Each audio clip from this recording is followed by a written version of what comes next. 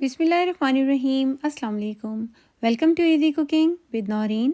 आज मैं आपके साथ ढाबा स्टाइल चिकन का सालन बनाने की एक बहुत ही मज़ेदार सी रेसिपी शेयर करने जा रही हूँ, जिसे हम टमाटर के बगैर बनाकर तैयार करेंगे।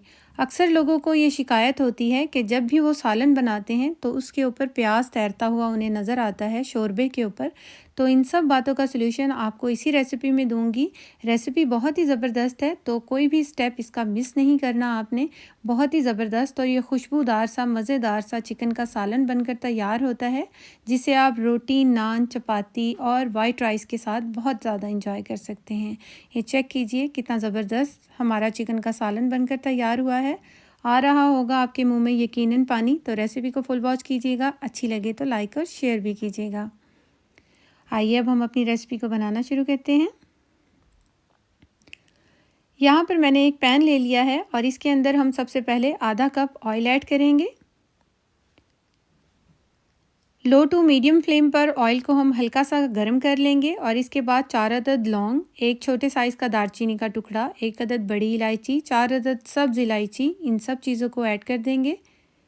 और ऑयल के अंदर इन सब चीज़ों को हमने इतना फ्राई करना है कि इसके अंदर से अच्छी सी खुशबू आने लग जाए। चंद सेकंड के लिए हम फ्राई करेंगे और इसके बाद हम इसके अंदर ऐड कर देंगे 1 अदद बड़े साइज़ का प्याज, जिसको मैंने बारीक स्लाइस में कट कर लिया था।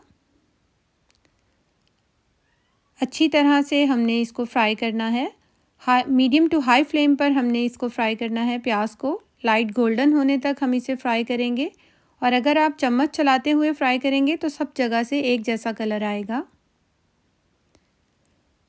और अब हम इसके अंदर 700 ग्राम चिकन ऐड कर देंगे। तकरीबन 3 पाव के करीब ये चिकन है और चिकन को अब हमने ऑयल के अंदर अच्छी तरह से फ्राई करना है कि चिकन का कलर पूरे तरीके से चेंज हो जाए, यानी ये पिंक से वाइट पर आ जाए।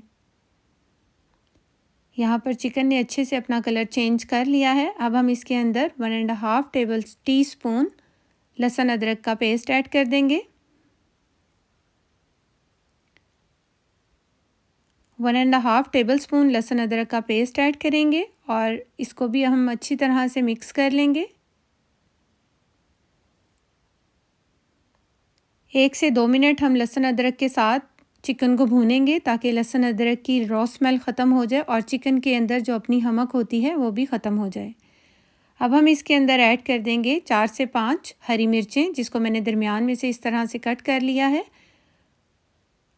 हरी मिर्चें ऐड करने के बाद हमने चिकन को 4 से 5 मिनट के लिए इतना फ्राई करना है कि चिकन जो है लाइट सा गोल्डन हो जाए।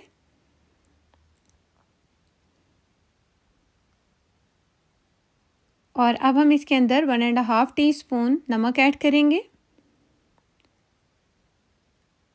हाफ़ टी स्पून हल्दी पाउडर ऐड कर देंगे।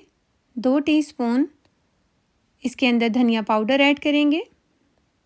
1 टीस्पून सुर्ख मिर्च का पाउडर ऐड करेंगे। 1 टीस्पून भुना कुटा ज़ीरा ऐड करेंगे। 1 टीस्पून गरम मसाला पाउडर ऐड कर देंगे। अब हम इन सब मसालों को चिकन के अंदर अच्छी तरह से मिक्स कर देंगे। चूल्हे की फ्लेम हमने लो कर देनी है और मसालों को चिकन के साथ अच्छी तरह से 2 से 3 मिनट के लिए हम भूनेंगे ताकि मसालों का कच्चापन ख़त्म हो जाए।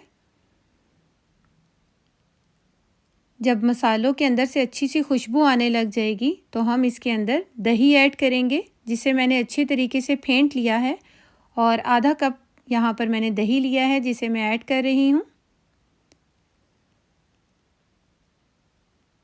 और दही को ऐड करते वक्त मैंने चूल्हे की फ्लेम बिल्कुल हल्की कर दी थी। अच्छी तरह से हमने दही को सबसे पहले मिक्स कर लेना है। जब हमने मसालों के साथ चिकन की भुनाई की थी उस वक्त भी चूल्हे की फ्लेम बिल्कुल लो थी और दही को ऐड करते वक्त भी चूल्हे की फ्लेम लो ही रखनी है। इस तरह दही फटता नहीं है, उसके दाने नहीं बनते। तो हम चिकन का कोरमा नहीं बना रहे, यहाँ पर हम चिकन का सालन बना रहे हैं। आधा कप ही पानी को ऐड कर देंगे ताकि मसाले जले ना। जब दही अच्छे से मिक्स हो जाएगा तब हमने पानी को ऐड करना है। अच्छी तरह से मिक्स करेंगे। अब लो टू मीडियम फ्लेम पर हमने चिकन की अच्छे से भुनाई करनी है।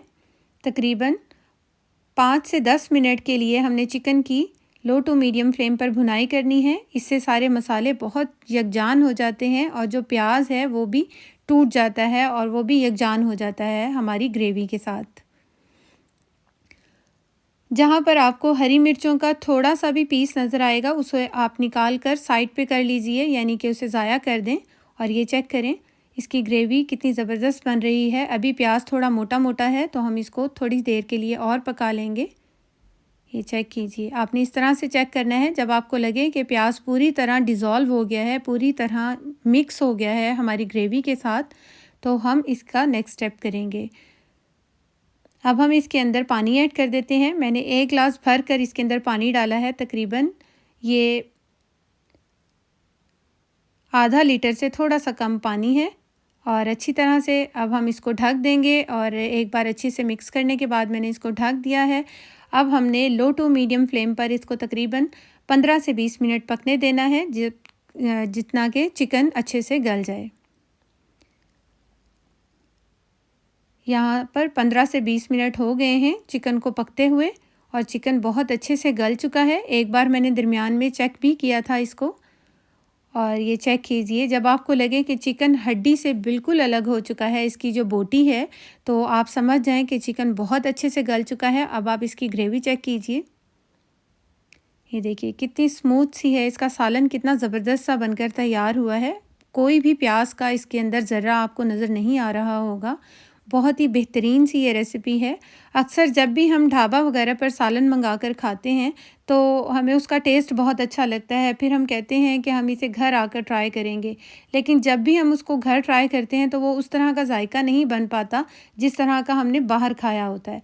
तो आप इस रेसिपी को एक बार घर में ट्राई करें, आपको बाहर वाला सालन भी भूल जाएगा। ये उससे भी कहीं ज़्यादा मज़ेदार बनकर तैयार होता है। ये चेक कीजिए कितना ज़बरदस्त सा हमारा सालन बनकर तैयार हुआ है। इसे आप रोटी, नान, चपाती या बॉयल राइस के साथ इंजॉय करें, ज़ीरा राइस के साथ इंजॉय करें। बहुत ही मज़ा आता है इसको खाने का। होपफुली आपको मेरी ये रेसिपी ज़रूर पसंद आई होगी। रेसिपी अच्छी लगी हो तो इसे लाइक, शेयर और मेरे चैनल को सब्सक्राइब ज़रूर कर लीजिएगा। Thanks for watching. अल्लाह हाफिज़।